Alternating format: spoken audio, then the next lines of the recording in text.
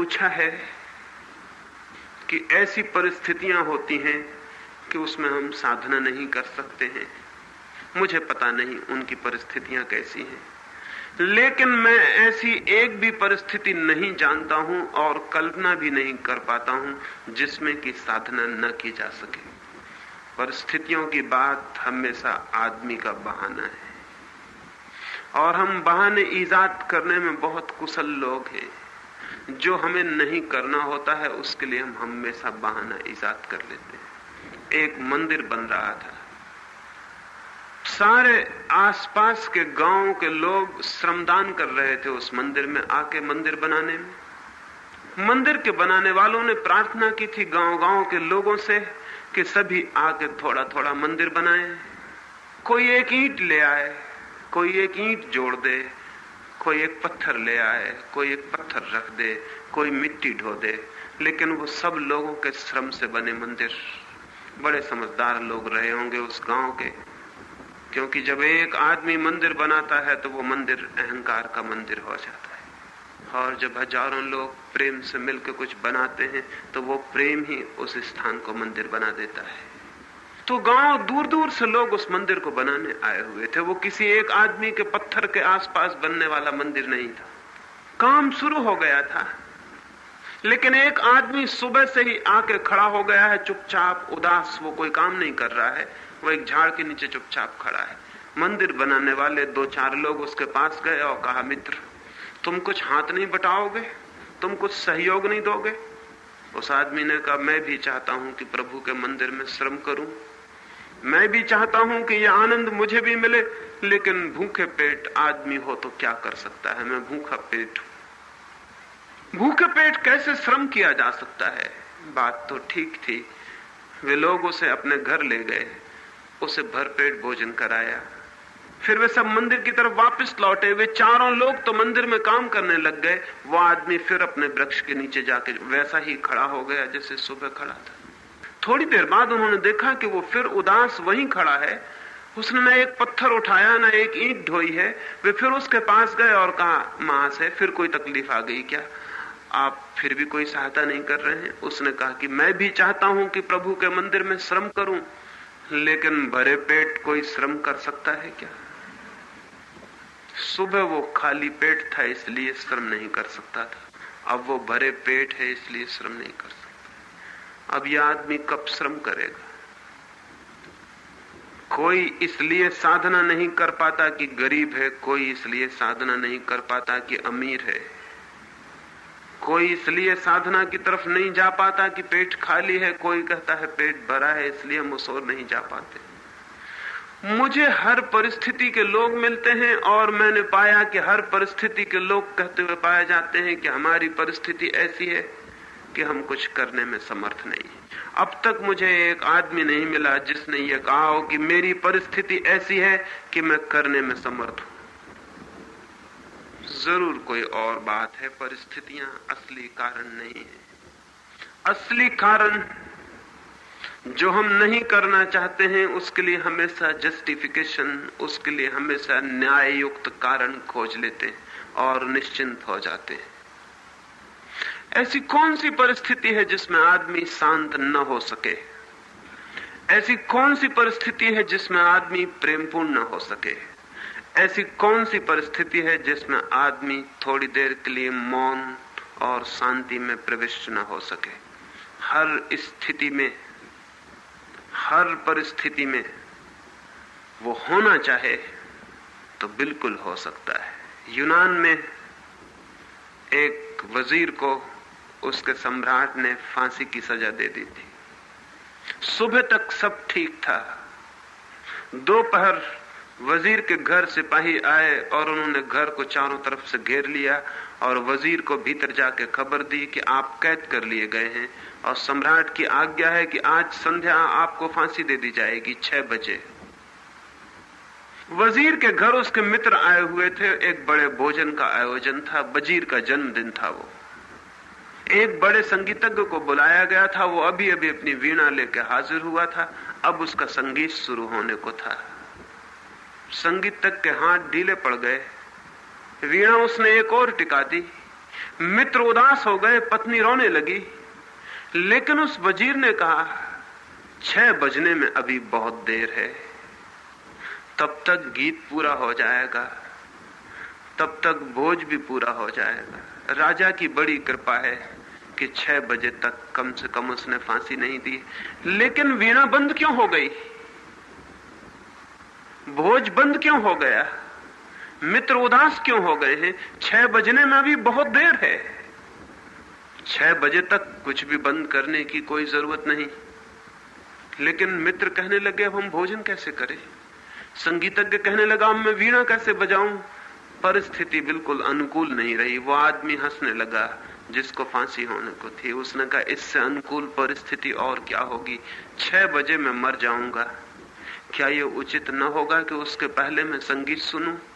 क्या ये उचित ना होगा कि उसके पहले मैं अपने मित्रों से हंस लूं, बोल लूं, मिल लूं? क्या ये उचित ना होगा कि मेरा घर एक उत्सव का स्थान बन जाए, क्योंकि सांझ 6 बजे मुझे हमेशा को विदा हो जाना? घर के लोग कहने लगे परिस्थिति अनुकूल न रही कि अब कोई वीणा बजाए। घर के लोग कहने लगे परिस्थिति अनुकूल न रही कि अब कोई भोज हो। लेकिन वो आदमी कहने लगा कि इससे अनुकूल परिस्थिति और क्या होगी जब 6 बजे मुझे हमेशा के लिए विदा हो जाना है। तो क्या ये उचित न होगा कि विदा होते क्षणों में मैं संगीत सुनूं? क्या ये उचित न होगा कि मित्र उत्सव करें? क्या ये उचित न होगा कि मेरा घर एक उत्सव बन जाए कि जाते क्षण में मेरे याद, मेरी स्मृति में हमेशा वे थोड़े से पल टके हुए रह जाएं जो मैंने अंतिम क्षण में विदाई के क्षण में अनुभव किए थे। और उस घर में वीणा बजती रही और उस घर में भोजन चलता रहा। यद्यपि लोग उदास थे, संगीतज्ञ उदास था, लेकिन वो वजीर खुश था, वो प्रसन्न था। राजा को खबर मिली। राजा देखने आया कि वो वजीर पागल तो नहीं। और जब वो पहुंचा तो घर में वीणा बजती थी और मेहमान इकट्ठे थे। और राजा जब भीतर गया तो वजीर खुद भी आनंद मग्न बैठा था। तो उस राजा ने पूछा तुम पागल हो गए हो? खबर नहीं मिली कि 6 बजे सांझ मौत तुम्हारी आ रही? उसने कहा खबर मिल गई, इसलिए आनंद के उत्सव को हमने तीव्र कर दिया है। उसे शिथिल करने का तो सवाल न था, क्योंकि 6 बजे मैं विदा हो जाऊंगा। तो 6 बजे तक हमने आनंद के उत्सव को तीव्र कर दिया है, क्योंकि यह अंतिम विदा के क्षण स्मरण रह जाए। राजा ने कहा ऐसे आदमी को फांसी देना व्यर्थ है। जो आदमी जीना जानता है उसे मरने की सजा नहीं दी जा सकती है। उसने कहा मैं वापस ले लेता हूं। ऐसे प्यारे आदमी को अपने हाथों से मारूं ये ठीक नहीं। जीवन में क्या अवसर है, क्या परिस्थिति है, ये इस बात पर निर्भर नहीं होता कि परिस्थिति क्या है। ये इस बात पर निर्भर होता है कि हम उस परिस्थिति को किस भांति लेते हैं, किस एटीट्यूड में, किस दृष्टि से। तो मुझे ज्ञात नहीं होता कि कोई भी ऐसी परिस्थिति हो सकती है जो आपके जीवन में प्रभु की तरफ जाने से आपको रोकती हो। आप ही अपने को रोकना चाहते हो तो बात दूसरी है, तब हर परिस्थिति रोक सकती है। और आप ही अपने को न रोकना चाहते हो तो कोई ऐसी परिस्थिति न कभी थी और न कभी हो सकती है। थोड़ा ध्यान से अपनी दृष्टि को देखने की कोशिश आप करना, परिस्थिति पर दोष मत देना।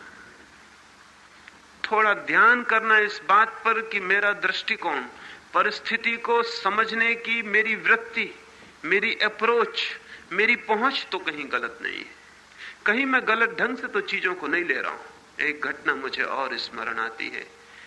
कोरिया में एक भिक्षुणी स्त्री, एक सन्यासिनी एक रात एक गांव में भटकी हुई पहुंची। रास्ता भटक गई है और जिस गांव पहुंचना चाहती थी वहां न पहुंच के दूसरे गांव पहुंच गई। उसने जाके एक द्वार पर दरवाजा खटखटाया। आधी रात है, दरवाजा खुला, लेकिन उस गांव के लोग दूसरे धर्म को मानते थे। वो भिक्षुणी दूसरे धर्म की थी। वो दरवाजे के मालिक ने दरवाजा बंद कर लिया और कहा देवी ये द्वार तुम्हारे लिए नहीं, हम इस धर्म को नहीं मानते, तुम कहीं और खोज कर लो। और उसने चलते वक्त ये भी कहा कि इस गांव में शायद ही कोई दरवाजा तुम्हारे लिए खुले, क्योंकि इस गांव के लोग दूसरे ही धर्म को मानते हैं और हम तुम्हारे धर्म के शत्रु हैं। आप तो जानते ही हैं धर्म आपस में बड़े शत्रु हैं। एक गांव का अलग धर्म है, दूसरे गांव का अलग धर्म है। एक धर्म वाले को दूसरे धर्म वाले के यहाँ कोई शरण नहीं, कोई आशा नहीं, कोई प्रेम नहीं। द्वार बंद हो जाते हैं। द्वार बंद हो गए। उस गांव में उसने 2-4 दरवाजे खटखटाए, लेकिन दरवाजे बंद हो गए। सर्द रात है, अंधेरी रात है, वो अकेली स्त्री है, वो कहां जाएगी। लेकिन धार्मिक लोग इस तरह की बातें कभी नहीं सोचते हैं। धार्मिक लोगों ने मनुष्यता जैसी बात कभी सोची ही नहीं। वे हमेशा सोचते हैं हिंदू है या मुसलमान, बौद्ध है या जैन, आदमी का सीधा कोई मूल्य उनकी दृष्टि में कभी नहीं रहा है। वो स्त्री उस गांव को छोड़ देना पड़ा। आधी रात वो जाके गांव के बाहर एक वृक्ष के नीचे सो गई। कोई 2 घंटे बाद ठंड के कारण उसकी नींद खुली। उसने आंख खोली, ऊपर आकाश तारों से भरा है। उस वृक्ष पर फूल खिल गए हैं, रात के खिलने वाले फूल। उनकी सुगंध चारों तरफ फैल रही है। वृक्ष के फूल चिटक रहे हैं, आवाज आ रही है और फूल खिलते चले जा रहे हैं। वो आधा घड़ी तक मौन उस फूल को, उन वृक्ष के फूलों को खिलते देखती रही, आकाश के तारों को देखती रही। फिर दौड़ी गांव की तरफ। फिर जाके उसने उन दरवाजों को खटखटाया जिन दरवाजों को उनके मालिकों ने बंद कर लिया था। आधी रात फिर कौन आ गया? उन्होंने दरवाजे खोले, वही भिक्षुणी खड़ी है। उन्होंने कहा हमने मना कर दिया, ये द्वार तुम्हारे लिए नहीं है, फिर दोबारा क्यों आ गई हो? लेकिन उस भिक्षुणी की आंखों से कृतज्ञता के आंसू बह जाते हैं। उसने कहा नहीं, अब द्वार खुलवाने नहीं आई, अब ठहरने नहीं आई, केवल धन्यवाद देने आई हूं। काश तुम आज मुझे अपने घर में ठहरा लेते, तो रात, आकाश के तारे और फूलों का चटक के खिल जाना मैं देखने से वंचित ही रह जाती। मैं सिर्फ धन्यवाद देने आई हूं कि तुम्हारी बड़ी कृपा थी कि तुमने द्वार बंद कर लिए और मैं खुले आकाश के नीचे सो सकी।